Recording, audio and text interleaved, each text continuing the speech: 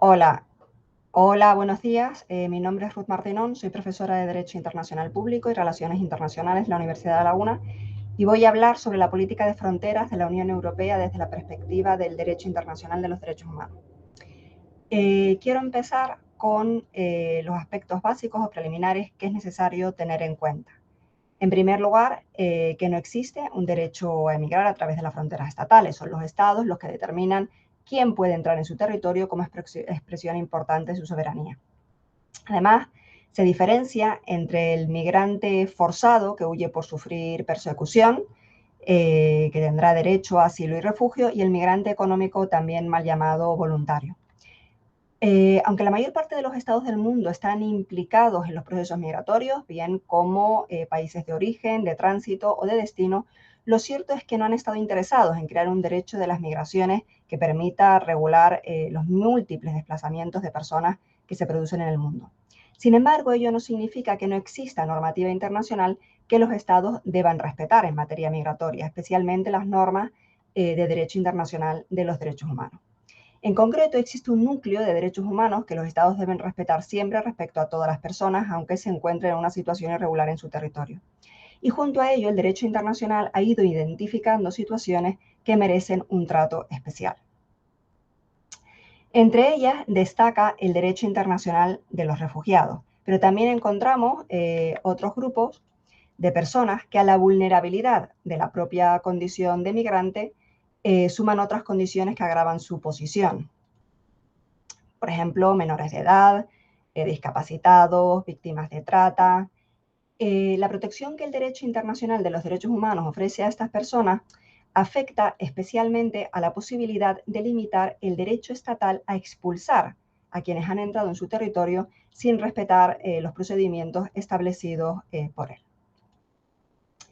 Pese a los pronunciamientos de Naciones Unidas en contra de diferenciar entre migraciones económicas o voluntarias y las forzadas o con derecho a solicitar refugio o asilo, por considerar que es una distinción que no se corresponde con la realidad, el derecho de la Unión Europea los diferencia claramente. En el caso de la política migratoria, se establece quiénes pueden entrar en la Unión Europea y cómo ha de solicitarse desde los países de origen, al tiempo que se lucha contra todo lo que permite o facilita la inmigración irregular. En el caso de la política de asilo, se diseña un sistema amplio y respetuoso con el derecho internacional, junto a la protección del refugiado en sentido estricto, que es toda persona que huye de su país de nacionalidad o residencia debido a fundados temores de ser perseguida por motivos de raza, religión, nacionalidad, pertenencia a determinado grupo social u opiniones políticas. Se ha desarrollado la protección subsidiaria como derecho de quienes sufren riesgo real de sufrir condena de muerte, tortura, tratos inhumanos o degradantes, amenazas graves contra la vida o integridad física motivadas por la violencia indiscriminada en situaciones de conflicto armado. Además, también está la protección temporal, que es la que se activó el 4 de marzo de 2022 para acoger a los ucranianos que huyen de la guerra. Salvo en el caso de esta última situación excepcional, el problema respecto a la política de asilo de la Unión Europea es que en la práctica de gestión de fronteras, propias o externalizadas, se tiende a considerar a todas las personas que llegan como potenciales inmigrantes irregulares, sin de verdad garantizar siempre su derecho al examen individual de su solicitud de protección internacional. El estándar mínimo deducible de los convenios de derechos humanos y que por tanto los estados deben respetar siempre respecto a toda persona y que por tanto actúa como límite a su soberanía, ha de incluir el derecho a la vida, la integridad física y moral, la legalidad y la irretroactividad de la ley penal, no ser sometido a esclavitud ni a torturas, tratos crueles o degradantes, a la personalidad jurídica, al derecho a la familia y la libertad de pensamiento, conciencia y religión.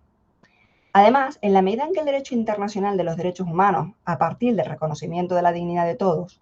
dispone que toda persona sin discriminación debe tener acceso a sus derechos humanos, cualquier diferencia en el trato entre nacionales y no nacionales o entre distintos grupos de no nacionales, establecida en la legislación nacional, debe cumplir un objetivo legítimo y la manera de proceder para lograrlo ha de ser en sí misma proporcionada y razonable.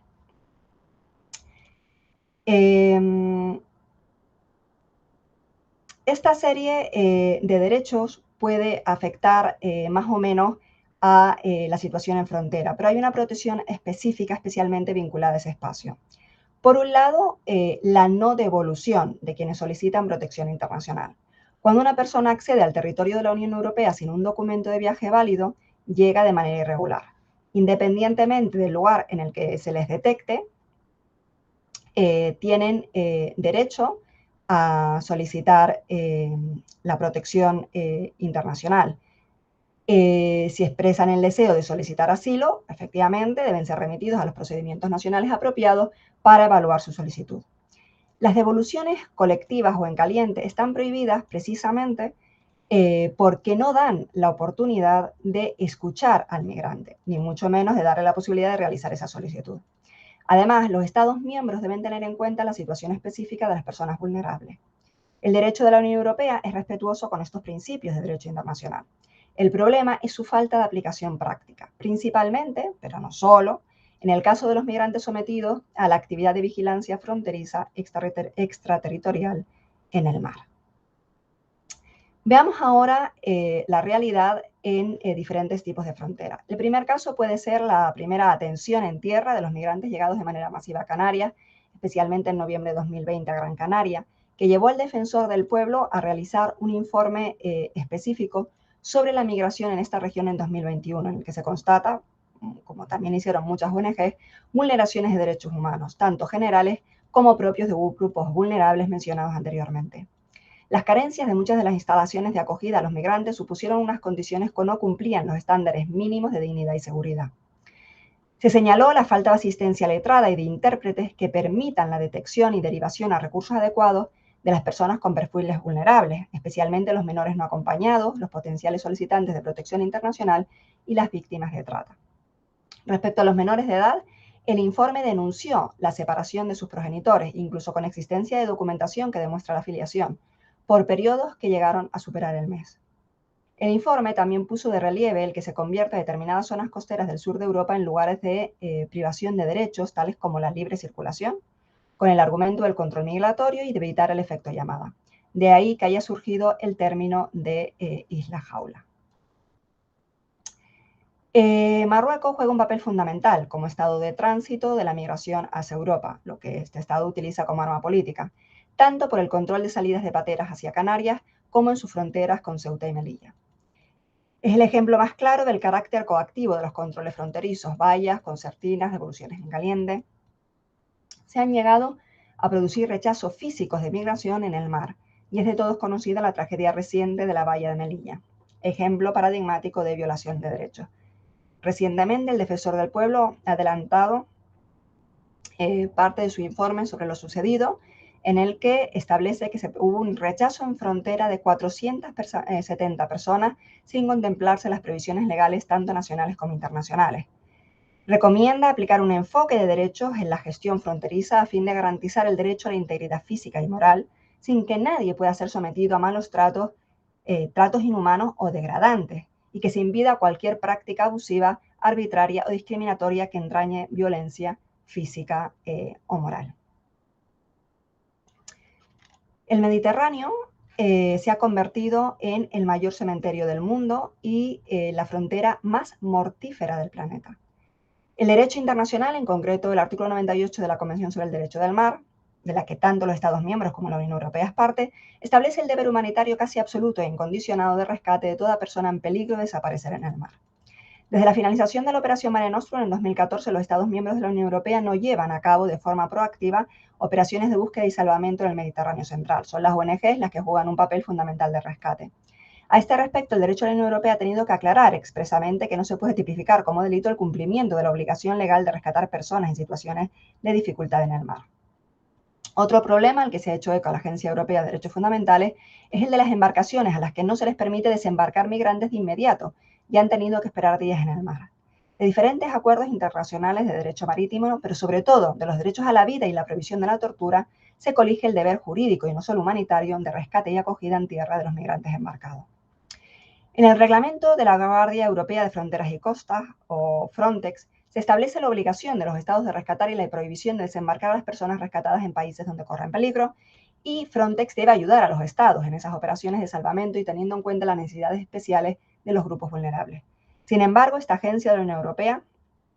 Se sabe que tuvo conocimiento y amparó devoluciones en caliente o automáticas a solicitantes de asilo en alta mar, que no solo implicaron una vulneración de los derechos humanos, sino que pusieron en riesgo la vida de los migrantes. Pero posiblemente el peligro mayor para los derechos humanos de los migrantes es uno de los elementos fundamentales de la actual política de fronteras de la Unión Europea, la externalización de fronteras que supone una deslocalización del control de la migración con el traslado del punto de control migratorio fuera del territorio de la Unión Europea, tanto a los estados de origen como a estados de tránsito. La Unión firma acuerdos formales de readmisión que prevén un control democrático y pueden ser objeto de recurso ante los tribunales. La Unión Europea está obligada a realizar estos acuerdos de readmisión y de cooperación para la gestión de fronteras solo con terceros países que se comprometen de forma explícita a respetar los derechos humanos, incluido el principio de no devolución y los derechos consagrados en la Convención de Ginebra. Pero también existen otros acuerdos llamados o conocidos como acuerdos informales de readmisión. Se utilizan las competencias externas de la Unión en comercio y desarrollo para satisfacer los objetivos en materia de readmisión de extranjeros. A los países que cooperan con la Unión se les otorgan diversos incentivos positivos con la finalidad de que refuercen sus controles fronterizos, restrinjan su política de visados y readmitan a los migrantes irregulares. Estos acuerdos informales se celebran en ausencia absoluta del debido control parlamentario y la supervisión judicial. La externalización de las fronteras en materia de migración a terceros países supone riesgos de distinto signo para los derechos humanos, especialmente por los refuerzos de los controles fronterizos que limitan las oportunidades de protección, promueven la represión y los abusos contra los migrantes y les empujan hacia rutas precarias. La externalización también afecta a las personas con derecho a obtener el estatuto de refugiado porque reduce los medios legales para desplazarse, con el riesgo de no poder abandonar su propio país, lo cual sí que es un derecho fundamental, o de quedarse atrapados en un país de tránsito con un sistema de protección deficiente. Con el Pacto Europeo de Asilo e Inmigración de 2020 se mantiene este modelo especialmente centrado en los retornos y el refuerzo del control y la externalización de las fronteras, con el riesgo de vulneración del principio de no devolución y de las garantías reconocidas. Se quiere establecer un nuevo procedimiento fronterizo con el cual se logre establecer con rapidez el estatuto de los migrantes a su llegada y que está diseñado para funcionar en sinergia con un procedimiento fronterizo de retorno, a fin de devolver rápidamente a las personas cuya solicitud de asilo sea rechazada. También se contempla un nuevo procedimiento de control previo a la entrada que debe aplicarse a todos los nacionales de terceros países que se encuentren en las fronteras exteriores sin cumplir las condiciones de entrada o tras el desembarco posterior a una operación de búsqueda y rescate. A estos nuevos procedimientos se les critica que pueden suponer un grave riesgo de reducción de las garantías procedimentales debido a los breves plazos establecidos y los posibles incumplimientos del principio de no devolución y que suponen un uso excesivo de la detención. Se basan en la premisa de que la mayoría de las personas que llegan a la Unión Europea no tienen derecho a protección, es decir, prejuzga situaciones que deben ser analizadas individualmente y durante el tiempo necesario. Por ello, se propone un nuevo criterio por nacionalidad, de modo que las solicitudes que provienen de países con bajas tasas de reconocimiento se examinarían rápidamente. A aquellas personas que no solicitan protección internacional y a las que se les deniega, se les aplica un procedimiento de retorno. Pero la posibilidad de emitir una decisión sobre la solicitud de protección internacional y sobre el retorno en el mismo acto reduce claramente las garantías. En definitiva,